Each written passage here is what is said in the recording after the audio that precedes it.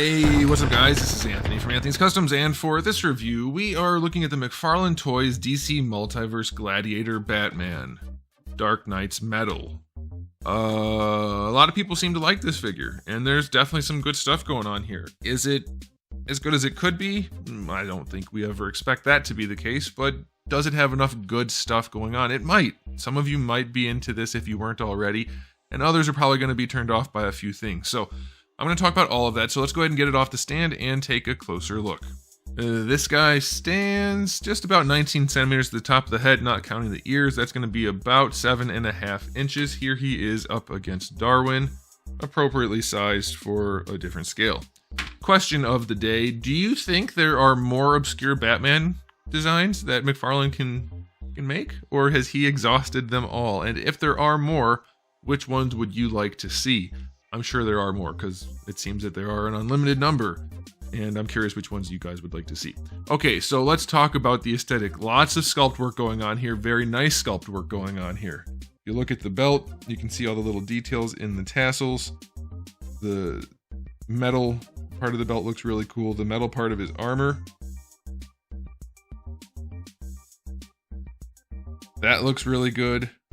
The pauldrons, little armored bat things, those look nice. Like, everything looks really, really good. I don't think I need to keep listing every little detail. You can see it all looks good. The head's questionable, we'll get to that. The cape, the details on the cape are wonderful. Very, very nicely done. The styling of the cape is something I personally can't stand, so we'll do a second question of the day. Do you like a cape like this where it's very dynamic and you can have it look like he's running or something? Or would you rather have a neutral cape? For me, neutral. It has to be neutral for me, because if you want to just stand him there, I don't think this looks great. It doesn't look terrible. It's not the worst I've ever seen, but it is going to limit what you can do. Whereas if it's a neutral one, I mean, yes, you're right, it can limit also, but I would at least rather have it be neutral than very directional. That's just my personal preference. You have to pick one or the other. So realistically, alternate capes would be good. And if you're going to say, I want cloth capes, that is not an option. I'm talking about for plastic sculpted capes.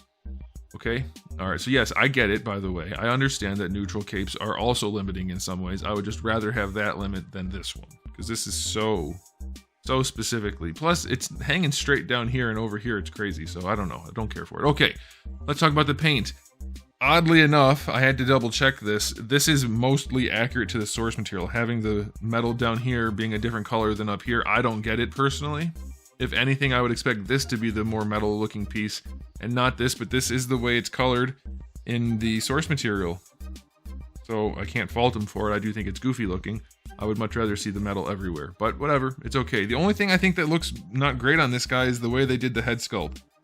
It looks really unhuman and comic-y, which is not a good thing in this case, because this is relatively detailed, like a serious, realistic type of thing with all the metal details and stuff.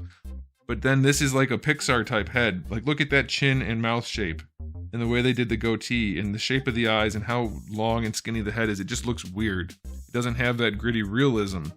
And this is probably more in line with the comics than this, but it's like there's no consistency in the design philosophy here, so it does throw it off. Like, everything is textured and detailed, and then Pixar style head. Very weird. But not altogether horrible, because the rest of the figure does look pretty darn good. Proportioning is fairly solid. Like, it's one of their better releases, I would say. So aesthetically, I'm going to give it a 9 out of 10. It's really solid for McFarlane Toys. For accessories, we get his axe, which, other than being very soft plastic, is done very well. The metal part is very shiny. The handle definitely needs more paint, but you're probably not going to be staring at that part so much, and the paint would just scratch off anyway, unless they molded the rope color and then painted the wood. But it's a solid accessory, so that's okay. You get our wonderful DC display stand, and then you get a collector/trading card, which is not the best image ever, but it does show you that kind of weird sculpt for the face, where I get they were coming from, but it still doesn't match the rest of the details in the figure. So accessory wise, 6 out of 10, no fist hands. And speaking of no fist hands, he only has 2 trigger finger hands. Holy crap. Why does this guy have trigger finger hands? He comes with an axe and no fist hands again. That is just insane. I'm knocking it down. 5 out of 10 for accessories. 5 out of 10. Okay, let's talk about the articulation. I've been told it's really good on this figure. I haven't really messed with it too much. Let's see. Leaning side to side is good. The double ball pegs are out in force. It's not the best thing we've ever seen. These are soft, by the way, so it doesn't really impede articulation. It'll definitely do. Could it be a little bit better? Yes. They have some tinkering to do, but it's definitely fine. Shoulder pads are connected to the biceps, and you get that ball peg in there that actually functions this time. You can raise the arms up if you flex the shoulder pads around the rest, so that is okay by me. Full rotation is fine, so that's okay. I think the only way that's better than this is to have them connected to like a loop that's in here, or connected to this cap would have been good, but this will do. You do get your bicep swivel, and that's why it's better to not have them connected to the bicep, because when you rotate this, it moves the whole shoulder pad, and that can be a problem for posing. Double jointed elbow, let's see how it works. If I can get that top joint to move, there we go. Full range. So that's good, that's good. A little bit gappy and weird looking still. Half their figures have that, half don't. Very strange thing. Ball hinge wrists, that's fine, nothing wrong with that. For the torso, he can lean back a reasonable amount. It's not a ton, so maybe he can lean forward. It's not the best sculpt, no real transition sculpting there, but it's okay. Can he lean forward? He can lean forward a little bit. I'll take it. That's better than usual, so that's all right. Leaning side to side is also solid. And of course you have the rotation.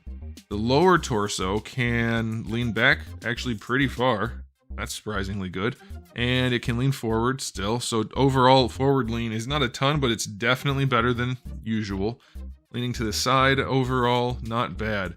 And then you do get your rotation out of that lower as well. So far, not too shabby.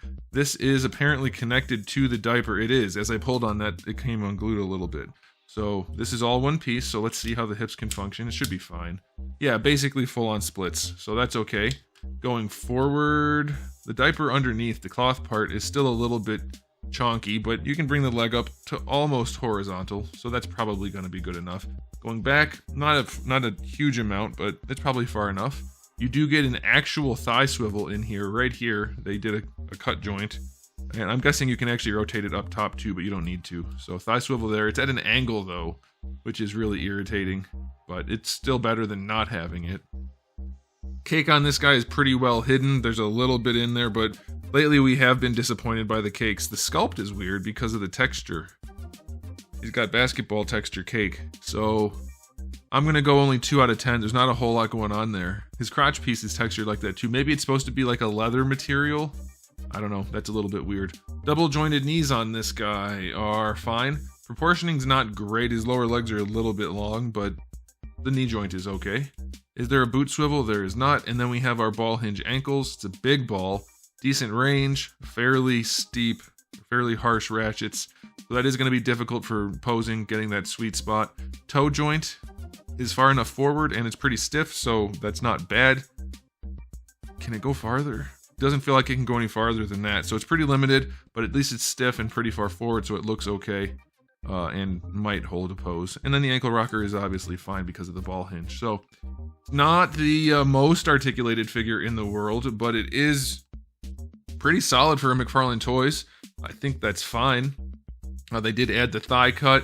They did make the torso a little bit better. Some other limitations here and there, but this is a strong release. If you can get past that slightly goofy looking head and maybe you want to repaint it to add in even more of the details, then you've got a really awesome figure. But as it is, it's one of their better releases. I don't even mind the cape that much because even though it is crazy windswept on one side, it doesn't like hang off the figure too far. It's still within the arms almost. So I don't even mind it. I personally don't care. I think it's okay. I think I would have preferred a neutral, but this is fine.